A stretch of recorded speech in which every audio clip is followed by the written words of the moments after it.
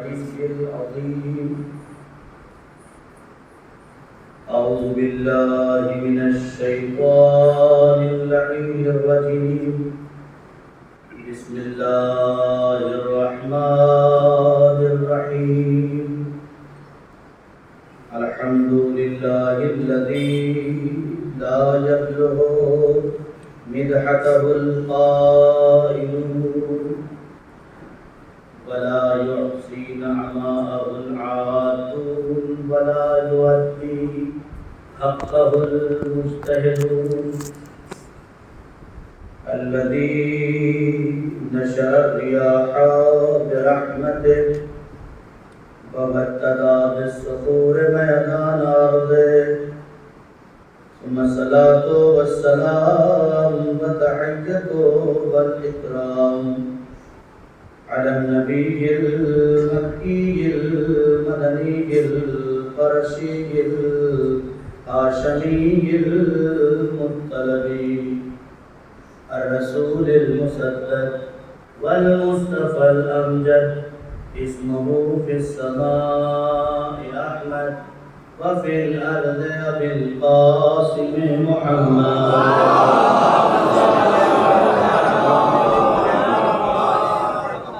وآله الطيبين الطاهرين المعصومين المظلومين الذين أبعد الله عنهم الرجس وطهرهم تطهيرا.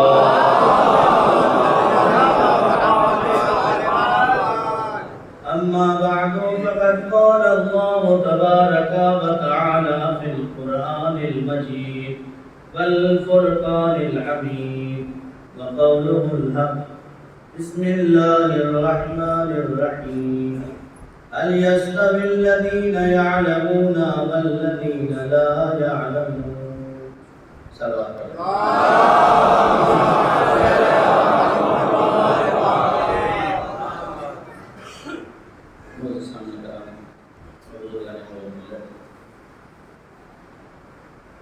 اس خدا کا لاکھ لاکھ شکر ہے کہ جس نے پھر ہمیں اتنی مہلت بخشی کہ ہم عزائر سے گئے شہداء میں شریک ہو سکتے، ورنہ کہاں ہم اور کہاں یہ فرش عزا. جتنا اس خدا کا شکر ادا کریں، اس لیے کہ جب بھی فرش عزا پہ بیٹھا کریں تو اس چیز کو محسوس کیا جائے کہ ہم کہاں بیٹھے. نہ جانے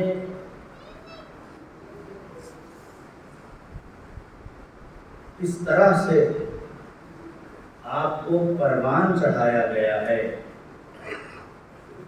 کہ اس خباثتوں سے بھری دنیا میں بھی حسین نے اپنا فرش بچھا کر طہارتوں میں بٹھا دیا.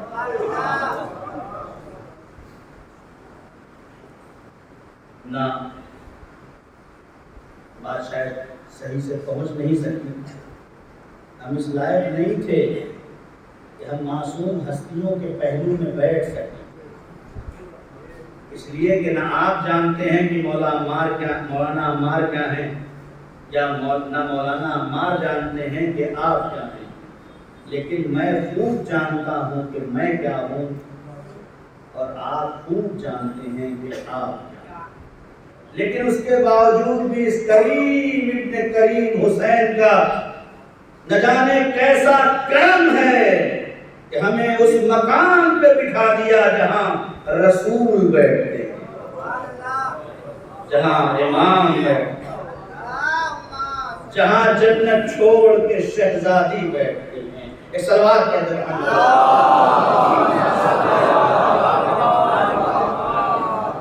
بیچ میں سمجھ کر کہنا مناسب نہیں ہوگا. ابھی سے آپ لوگ تھوڑا تھوڑا سمجھ لیں، جگہ بہت ہے آگے، اور تاکہ گفتگو کا آغاز کیا جا سکے.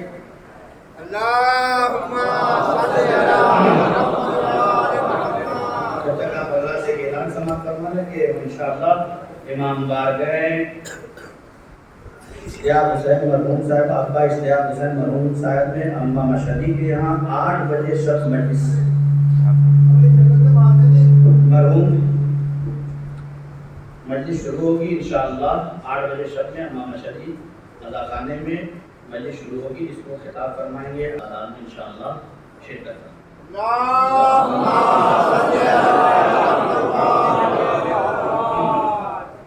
بلندری صلوات پڑھ دیں.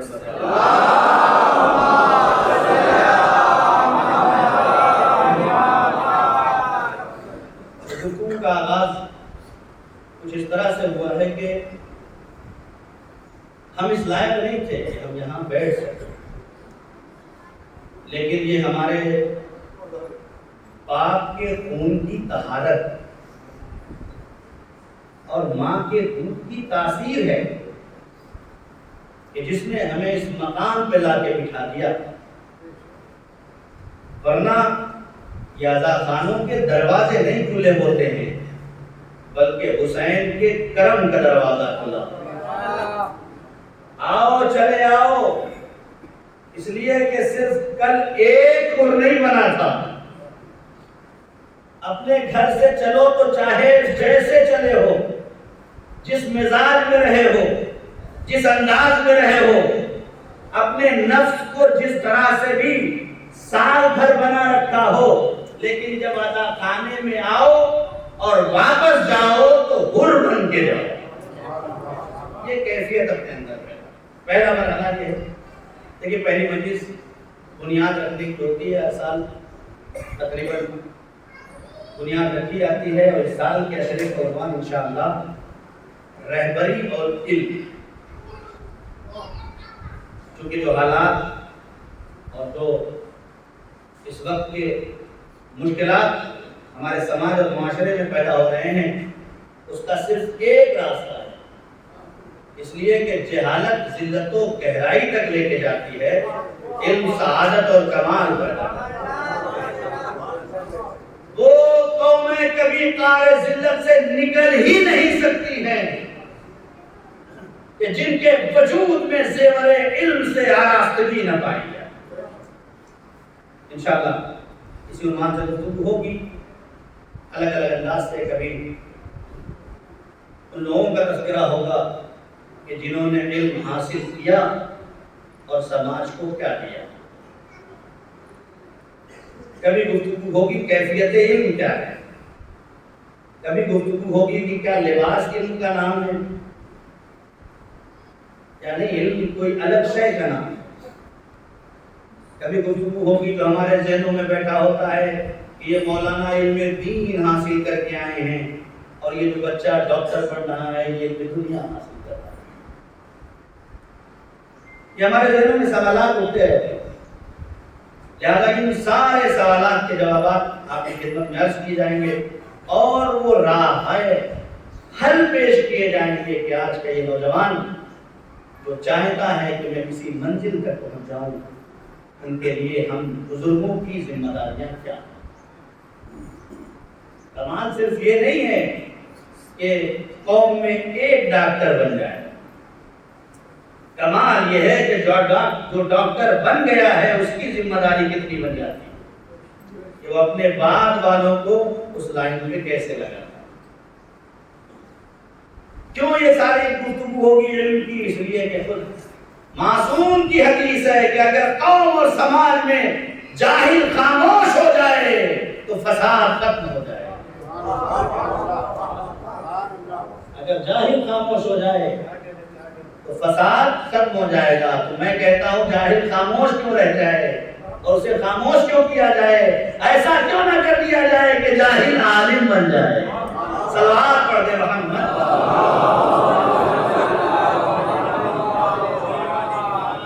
لیکن یہ سب تب ممکن ہو سکتا ہے جب اپنے وجود کو ہم پہچانیں.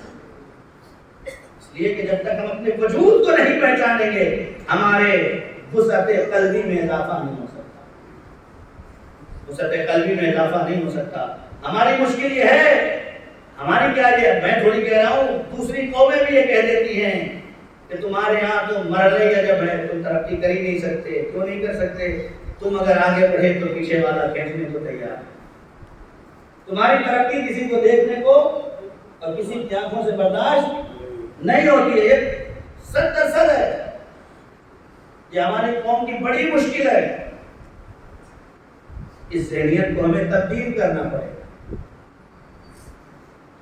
بڑی اچھی بات کسی نے کہا تھا کہ جب ایک جنازہ جا رہا تھا اور کئی مہینوں کی بیماری کے بعد جب وہ جنازہ اٹھا تو لوگ دوڑ دوڑ کے اسے کانا دے رہے تھے، کوئی آگے سے پکڑ رہا تھا، کوئی پیچھے سے پکڑ رہا تھا، کوئی دائیں سے پکڑ رہا تھا، کوئی بائیں سے پکڑ رہا تھا۔ ایک بزرگ نے کھڑے ہو کے بڑی اچھی بات کہی کہ اگر زندگی میں اتنے کاندھے دے دیے ہوتا تو مرتا ہی نہیں تھا۔ بے شک بابا، اگر زندگی میں اتنے سہارے مل گئے ہوتے تو یہ مرتا ہی نہیں۔ ہماری قوم کا المیہ یہ ہے کہ وہ نڑیت میں اور شادیوں میں کھانا کھانے جاتے ہیں تو ساتھ میں لفافہ بنا کے ضرور جاتے ہیں، لیکن کسی مریض کے پاس جاتے ہیں تو 1 کلو پھل بھی لے کے جانا پسند نہیں کرتے۔ یہ ایسے نہیں انقلاب آئے گا، یہ انقلاب ایسے ہی آئے گا جب ذہنوں میں چینجنگ، جب وجود میں چینجنگ آئے گی۔ یہ کیسے آئے گی؟ یہ ایسے آئے گی کہ اپنے گھر سے نکلو، چھوٹے چھوٹے کام سے شروع کرو۔ پہلی منزل سے بنیاد رکھتا ہوں، انشاءاللہ منزل تک بھی آؤں گا۔ کیسے آئے گی یہ چینجنگ؟ یہاں سے آئے گی۔ یہی سلجھاتا بھی ہے اور یہی لڑواتا بھی ہے۔ یہی ہے، ایک سوئچ دبی سلجھانے کو تیار ہے، دوسری سوئچ دب گئی کیا ہو جاتا ہے؟ لڑوانے کو تیار ہو جاتا ہے۔ اور کریں، علی کا چاہنے والا، علی کا چاہنے والا ہو ہی نہیں سکتا کہ وہ دو مومن کو آپس میں لڑانے کا کام کرے، ممکن ہی نہیں ہے، میں تو مانتا ہی نہیں۔ علی کا چاہنے والا اس دنیا میں خلق ہی اس لیے کیا گیا تھا کہ دو لڑوں میں آپس میں صلح کرا دے، اس لیے کہ لڑانا آسان کام ہے، سلجھانا مشکل کام ہے۔ ایک سوال کریں محمد،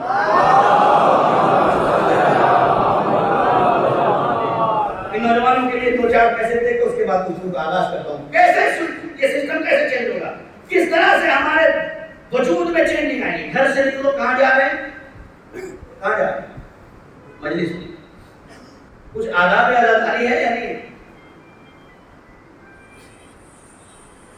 نماز کے آداب ہیں، روزے کے آداب ہیں، حج کے آداب ہیں، زکوٰۃ کے آداب ہیں، آپ اپنے گھر میں نذر و نیاز کرتے ہیں، اس کے بھی آداب ہیں یا نہیں ہے؟ تو سب کے آداب ہیں، عزاداری کے آداب نہیں ہے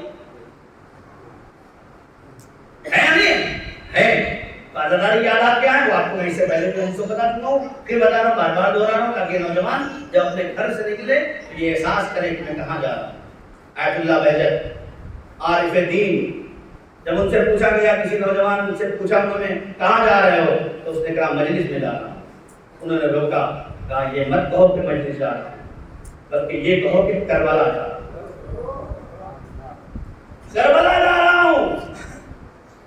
کیا فرق ہے مجلس میں جا رہا ہوں اور کربلا جانے میں؟ کیا فرق ہے؟ کیا غلط کہہ رہا تھا وہ کہ مجلس میں جا رہا ہوں؟ کہا نہیں، اگر صرف یہ ذہن میں ہے کہ مجلس میں جا رہا ہوں تو ذہن میں یہ ہوگا کہ ثواب لینے جا رہا ہوں۔ توجہ کریں میرے عزیزو، اگر یہ سوچ کے چلے کہ مجلس میں جا رہا ہوں تو ذہن میں بس یہ رہے گا کہ ثواب لینے جا رہا ہوں، لیکن اگر ذہن میں یہ ہے کہ کربلا جا رہا ہوں تو اس کا مطلب یہ ہے کہ بہت ساری ذمہ داریاں ہیں جسے ادا کرنے کے لیے نکل رہا ہوں۔ اس ذمہ داریوں کی ادائیگی کا نام کر رہا ہوں۔ کیسے چینجنگ آئے؟ اپنے گھر سے نکلو، چلتے ہوئے راستے میں دیکھو کوئی کانٹا تو نہیں ہے، کوئی پتھر تو نہیں ہے جو عزادار کے پاؤں کو نقصان پہنچائے۔ یہاں سے شروع کرو، بہت چھوٹی سی بات ہے، کوئی بڑی بات نہیں ہے۔ اس سے نہ کسی سے اختلاف ہوگا، آپ کا لڑائی ہوگی، نہ جھگڑا ہوگا یہ کام کرنے سے، لیکن آپ کے دل میں ایک عزادار کی محبت پیدا ہو جائے۔ چھوٹا سا کام ہے، اگر کوئی ڈنگر پڑا ہوا ہے تو اس کو اٹھا دو، کوئی کانٹا پڑا ہوا ہے تو اسے ہٹا دو۔ اس ذہن کو اتنا عالی بنا دو کہ جس راستے سے ہم گزریں گے اس راستے پہ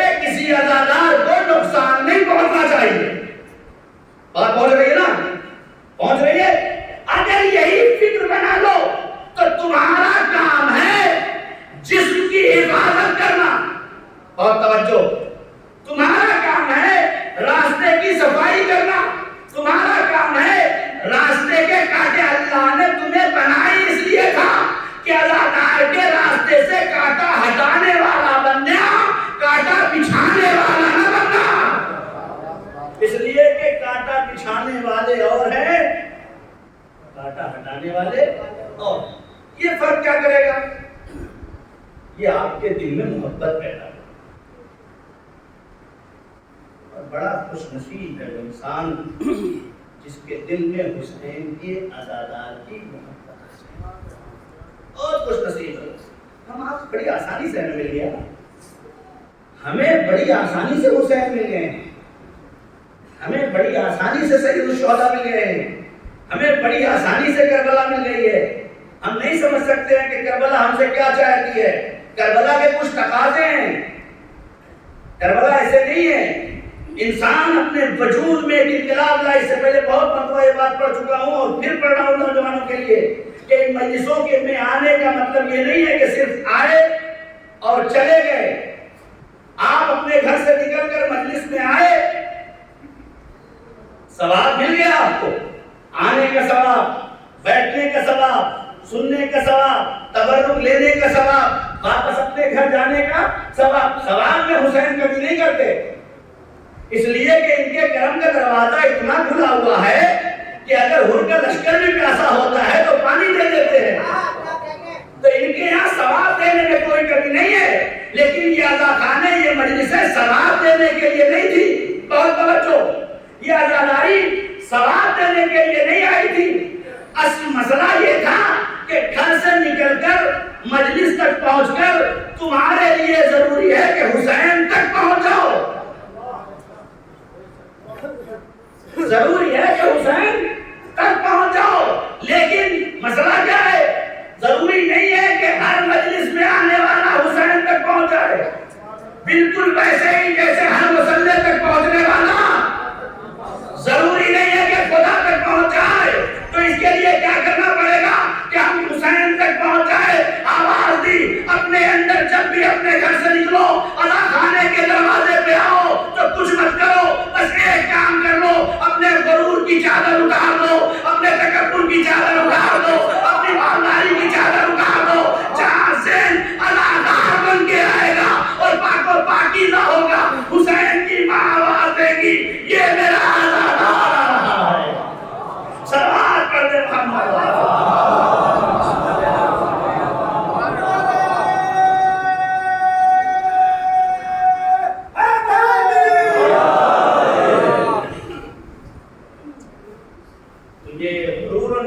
سب سے پہلا مرحلہ ہے، اسے اس کی چادر اتار کے فرش عزا پہ آ جاؤ، حسین گلے۔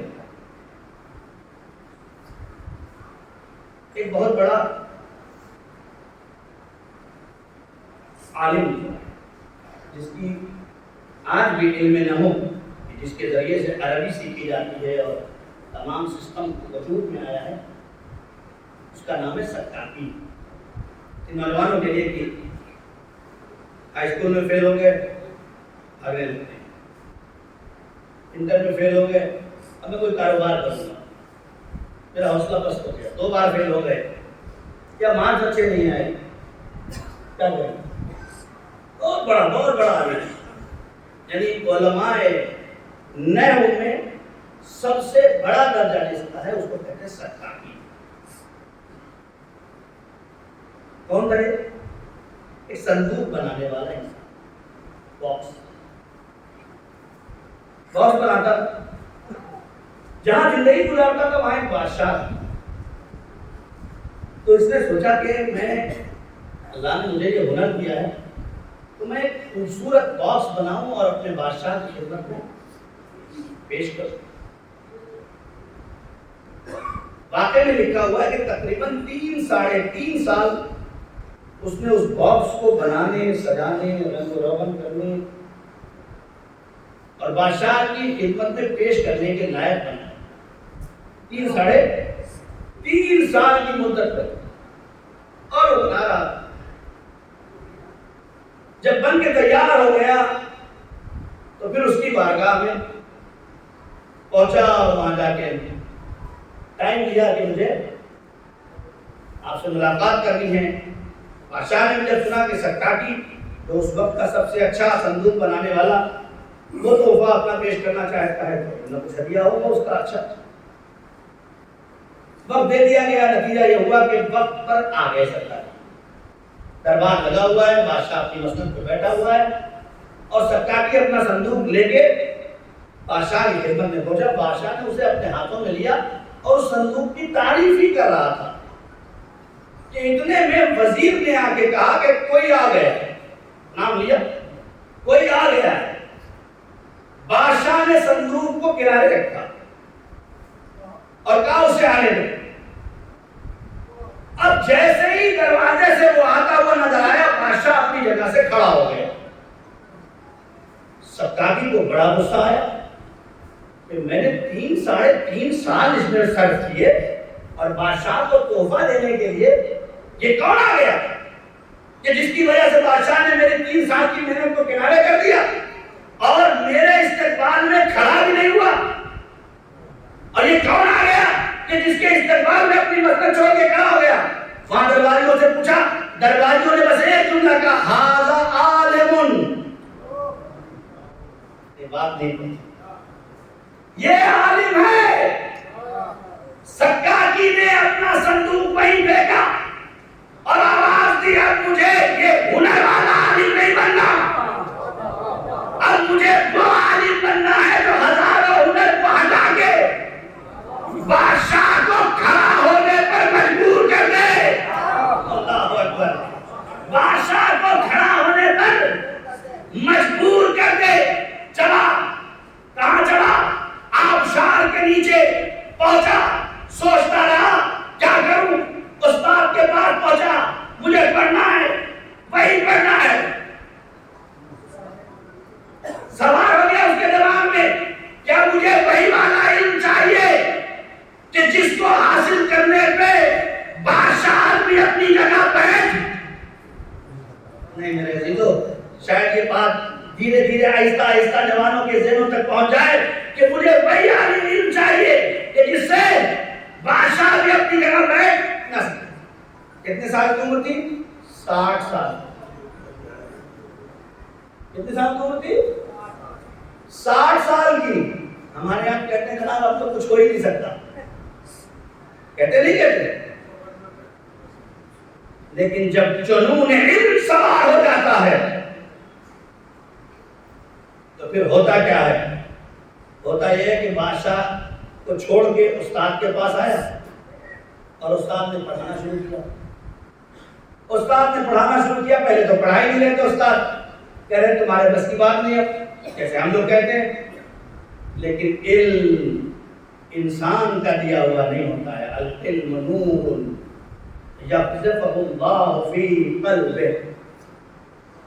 علم ایک نور ہے, خدا جس کے دل میں چاہتا ہے اتار کے. بہت کہنے کے بعد استاد نے بٹھایا. استاد نے کہا ایک لائن دیتا ہوں, یاد کر کے کرانا. کہا وہ کیا ہے؟ لائن یہ ہے کہ استاد نے کہا ہے کتا نجس ہوتا ہے. یہ ہمارے دور کا آسان جملہ ہے نا, لیکن یہ اس دور کا سخت جملہ ہوتا تھا عربی میں. کیا استاد نے کہا ہے کہ کتا نجس ہوتا ہے. غیر رٹتے ہوئے استاد نے کہا ہے کہ کتا نجس ہوتا ہے. آپ دیکھیں کتنی مشکل کام تھا اس کے لیے, کتنا مشکل کام تھا. واپس آئے دوسرے دن, استاد نے پوچھا لائن یاد ہو گئی. شرط تھی کہ اگر یہ لائن صحیح یاد کر کے آئے تو کل سے ہمارے پاس بیٹھ سکتے ہیں, اور اگر نہیں یاد ہوئی تو بس ختم, ہمارا تمہارا سلسلہ بند ہو جائے گا. واپس آئے دوسرے دن, استاد نے پوچھا یاد کر لیا؟ کہا ہاں. کیا یاد کیا؟ کہا کتے نے کہا ہے کہ استاد نہیں سوچا ہے. اور کیا مقام تبسم ہے, لیکن مقام عبرت ہے. 60 سال کا انسان جس کے وجود میں یہ ساری کیفیتیں روایت اور واقعات میں لکھے ہیں. کیوں لکھے ہیں؟ اس لیے کہ انسان اسے محسوس کرے کہ جس کے وجود میں اتنی توانائی نہیں تھی کہ ایک صحیح سے سنا سکتا، لیکن جب اس کے اندر جنون پیدا ہو جاتا ہے تو کیفیت کیا ہوتی ہے؟ استاد نے اسے وہاں سے باہر نکال دیا، تو آج کے بعد میرے بارگاہ میں آنا بھی نہیں۔ تو چلا ایک جگہ پہنچا، ایک پہاڑ کے نیچے، پہاڑ کے اوپر سے پانی گر رہا تھا، پتھر پہ پانی گر رہا تھا، اور جہاں پانی گر رہا تھا وہاں سوراخ ہو رہا تھا، جہاں پانی گر رہا تھا وہاں سوراخ اور جگہ بن رہی تھی۔ سکاکی نے اپنے دماغ پہ ہاتھ مارا اور کہا، سکاکی کیا تو اس پتھر سے زیادہ سخت ہے؟ اللہ اکبر! اے سکاکی کیا تو اس پتھر سے بھی زیادہ سخت ہے؟ ارے جب بار بار پانی کے پڑنے سے پتھر میں جگہ ہو سکتی ہے تو کیا بار بار ان کی بوچھار سے تمہارے قلب میں نور پیدا نہیں ہو سکتا؟ جنون پیدا ہو گیا، اٹھا، چلا، سیکھا، اور اس منزل پہ پہنچ گیا کہ آج علماء عرب میں سب سے بڑا علم نحو کا عالم بن گیا، سب سے بڑا عالم بن گیا۔ لہذا بس یہیں سے گفتگو روک کے اور نتیجہ لے کے آگے بڑھ جاؤں، میرے نوجوانوں، چبوتروں پہ بیٹھو اچھی بات ہے، دکانداری کرو اچھی بات ہے، بڑے سے بڑی تجارت کرو اچھی بات ہے، لیکن علم کے میدان میں اپنے گھوڑے کو آگے بڑھانے سے مت روکو، اس لیے کہ پیسہ تمہارا گھر بدل سکتا ہے، گھر کا ماحول نہیں بدل سکتا۔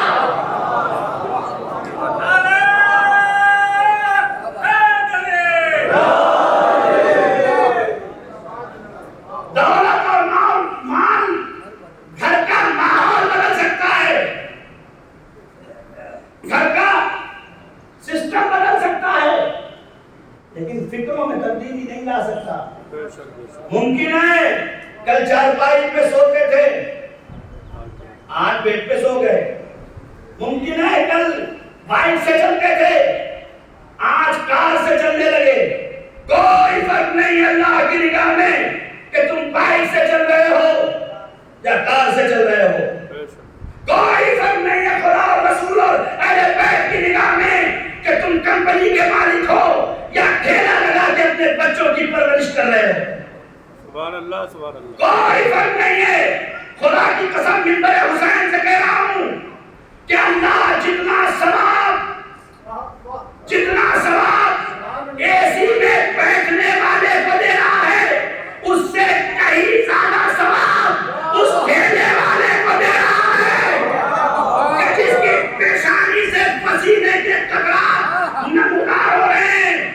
اور یاد رکھنا، کبھی بھی سائیکل سے یا موٹر سائیکل سے چلنے میں اپنے آپ کو کمزور محسوس مت کرنا، اس لیے کہ 10 لاکھ کی حرام کے گاڑی سے بہتر یہ ہے۔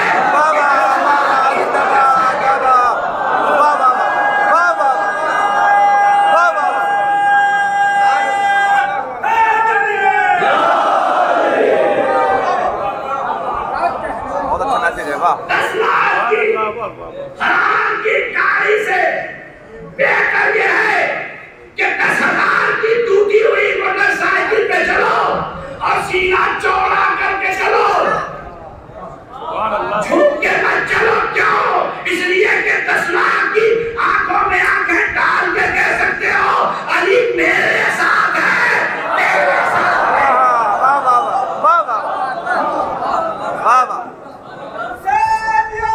زندہ باد، زندہ باد، زندہ باد۔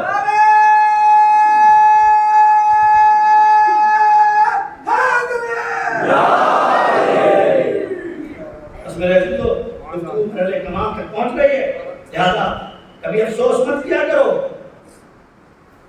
کہ میں گھر بیچنے والا ہوں، نہیں، کتنے خوش نصیب ہو کہ پھل بیچ کے اپنے بچوں کو حلال کھلا رہے ہو۔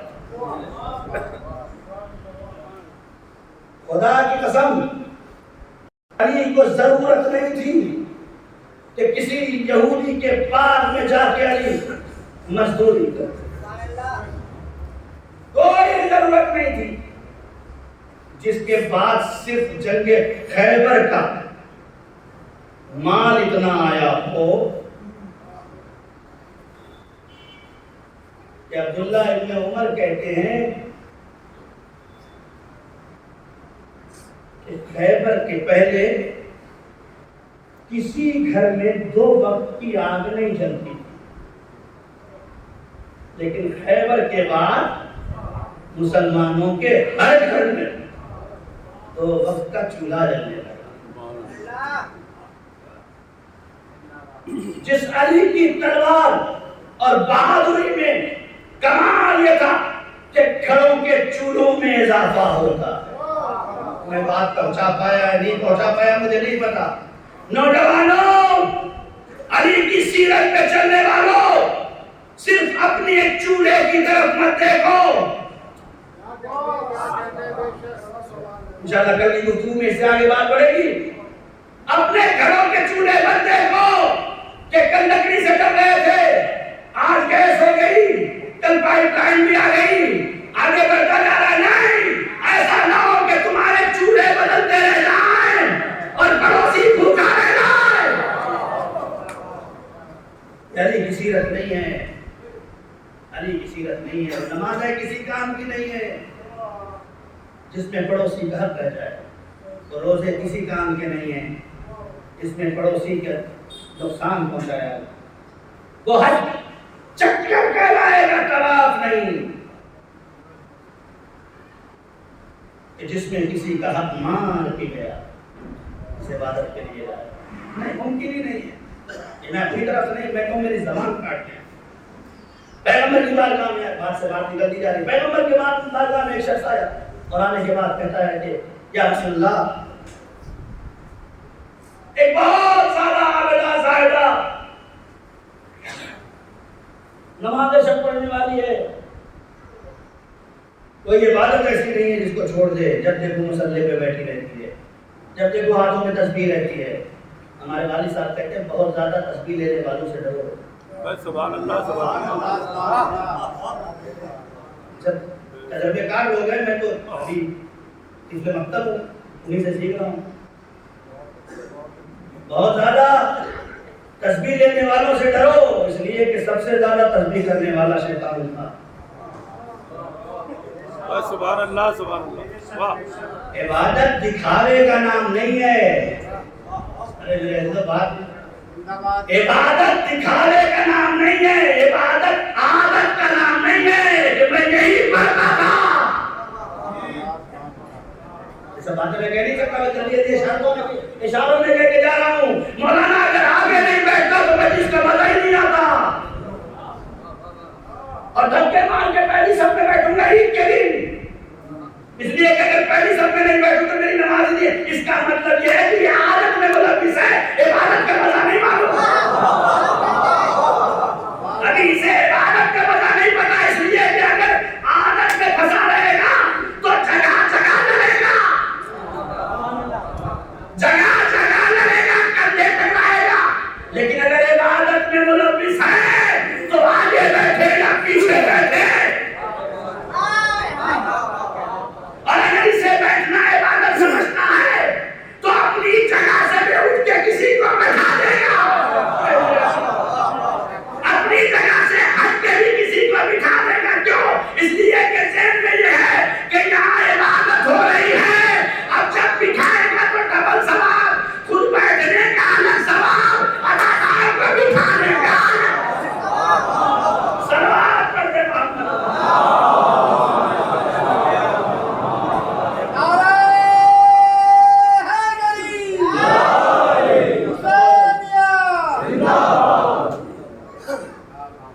بلندرین صلوات پڑھتے ہیں۔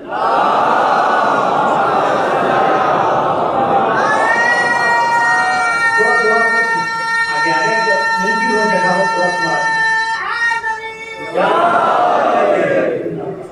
خوش رہو، آباد رہو، خدا ہم سب کے دامے دلوں میں سکھنے، جہاں جہاں بھی مومنین جس طرح سے بھی عزاداری میں حصہ لیتے ہیں، خدا آپ کی تمام کوششوں کو قبول فرمائے، اس لیے کہ جب پہلی محرم آتی ہے تو 4 رات سے ہی کا دن حسین کی ادا میں لگ جاتا ہے، کہیں بھی ہو اس کا دل مطمئن نہیں رہتا ہے تو اپنے گھر ہو۔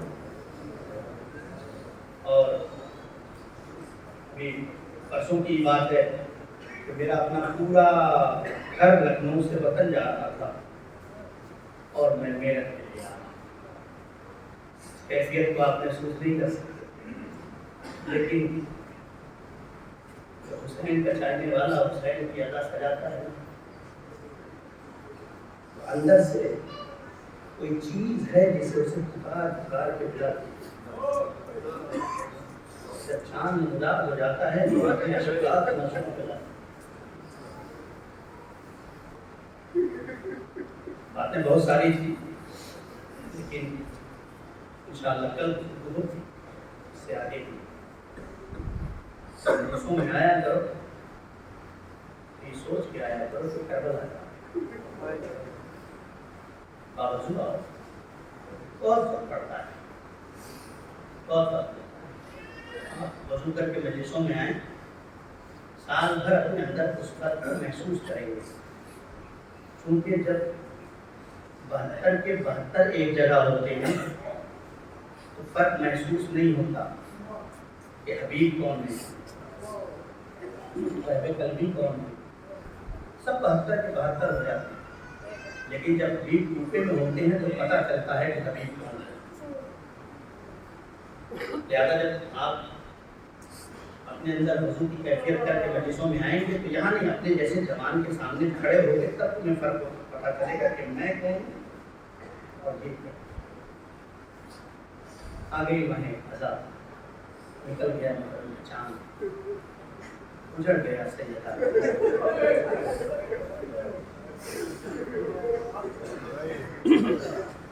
خدا نہ کرے کوئی ایسا گھر ہو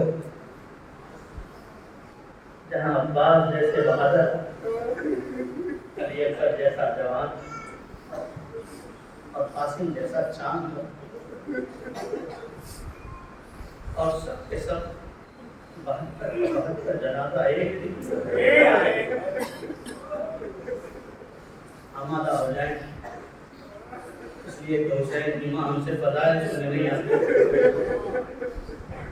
ایسا نہ ہو کہ مسائل فضائل کو آگے بڑھا دیتا اور حسین کی ماں شہزادی نے کہتی ہے حسین کے ذاکر کو نے اتنی دیر اداکاروں کو روک ان کی آنکھیں آمادہ ہے میرے لال پہ آنسو بہانے کے لیے، کوئی آئے نہ آئے، کوئی چلے نہ چلے، حسین کی اجڑی ماں اپنی کمر کو ہاتھ رکھے ہوئے یا حسین یا حسین یا حسین کہہ کے مجلسوں میں آ جاتی ہے اور اپنے رومال اداداروں کی اشکوں سے تر کرتی ہے۔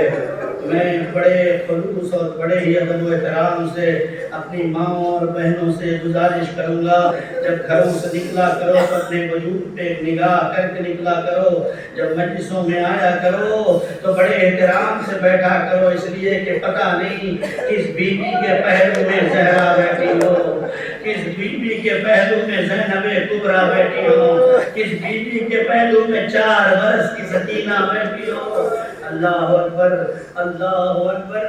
میں عزیزو مسائل ہر سال عزادار کا پڑھتا تھا، لیکن اس سال چونکہ روانگی کے مسائل تک نہیں ہوتے تھے، بعض اوقات ہوئے ہیں لیکن اس طرح سے نہیں ہو پاتے تھے۔ میں نے ایک روایت پڑھی ہے روانگی کے سلسلے میں، اس روایت کے منزلوں کو تمام کر دوں گا۔ روانگی ہے کیا؟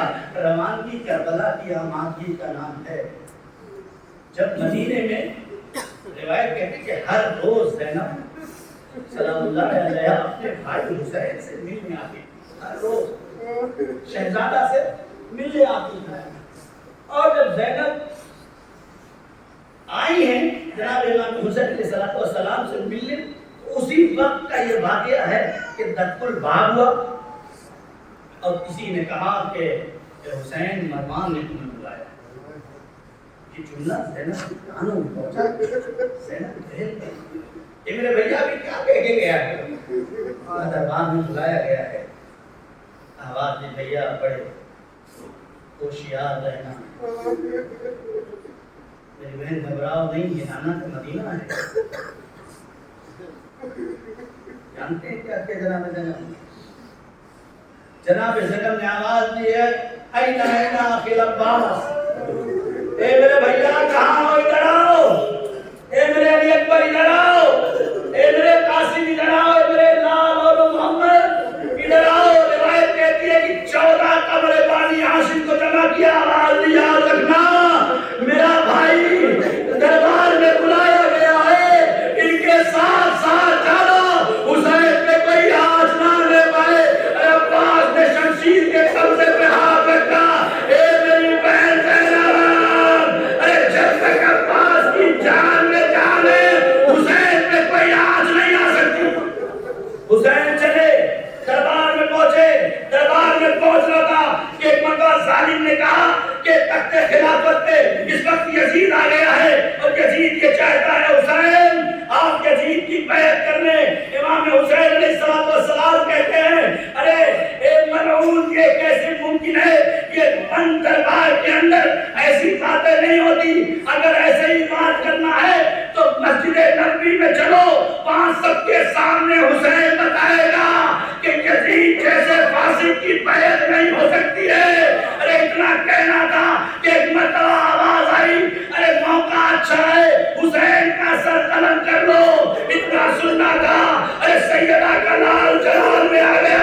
ابن الزرقاء تیری اتنی مجال ہے تو حسین کو مجبور سمجھتا ہے. ارے روایت کے تمہیں اتنی آواز بلند ہونا تھا کہ ایک مرتبہ عباس نے دروازے کو کھولنا چاہا لیکن محل کا دروازہ تھا بند تھا. آواز دی اکبر ذرا پیچھے آ جاؤ.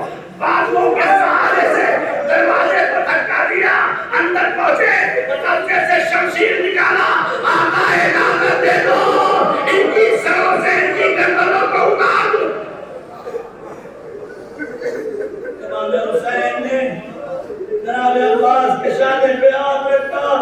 اے میرے شیر، یہ نانا کا مدینہ ہے میرے شیر، ہماری منزل یہاں نہیں ہے عباس، یہ کربلا نہیں ہے،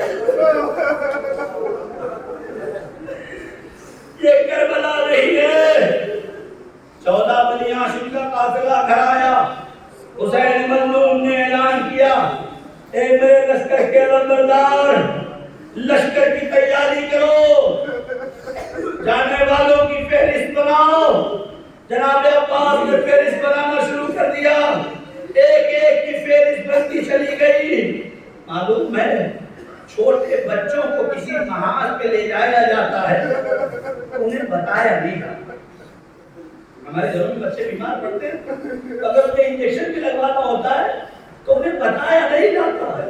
یہی حال وہاں بھی تھا.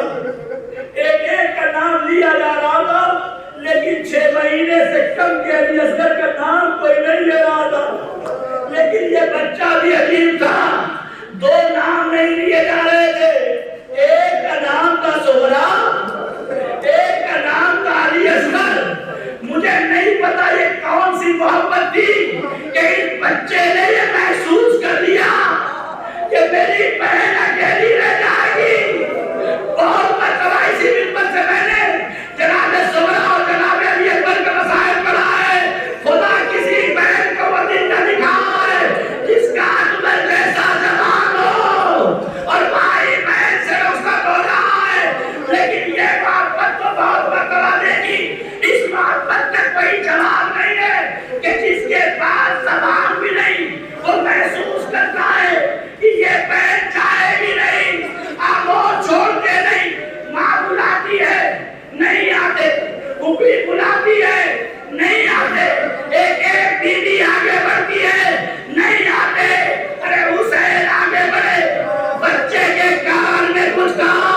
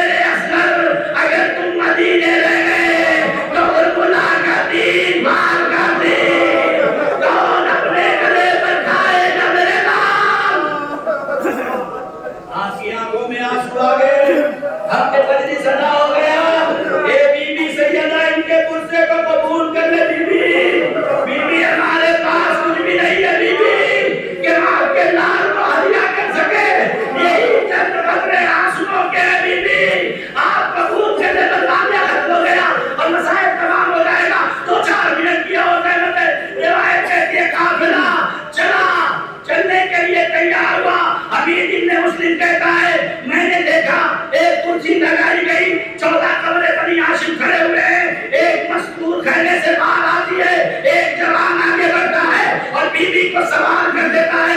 मैंने पूछा ये जवान कौन है, वो बीवी कौन है? कहा वो उन्हें फरमाया है ये जवान कासिम। दूसरी बीवी आई, सवाल कर दिया, कहा ये जवान कौन है, ये बीवी कौन है? कहा बीवी उम्मे लैला है। जवान अली अकबर है। एक एक बीवी आती रही और सवाल होती रही। अब रिवायत कहती, हमीद कहता है कि मैंने देखा जब सारी बीवियां आ गई तो जब आखिरी मरहला आया तो हर जवान अपनी जगह खड़ा हो गया। कुर्सी पे बैठे हुए उसे अपने मकाम से उठे। एक मजदूर निकली, सब चाहते हैं कि आगे बढ़ जाए। मैंने पूछा ये कौन बीवी है? कहा पहचाना नहीं, ये अली की बड़ी बेटी ज़ैनब कुबरा है जो अब सवार होने के लिए आई। अब्बास भी बड़े, कासिम भी बड़े, अली अकबर भी बड़े, मसाइल खत्म हो गया। घरों पे रोते जाओगे। एक मरतबा जनाबे अली अकबर आगे बढ़े, फूफी अम्मा मैं आपको सवाल कर दूं? जनाबे ज़ैनब ने कहा नहीं मेरे लाल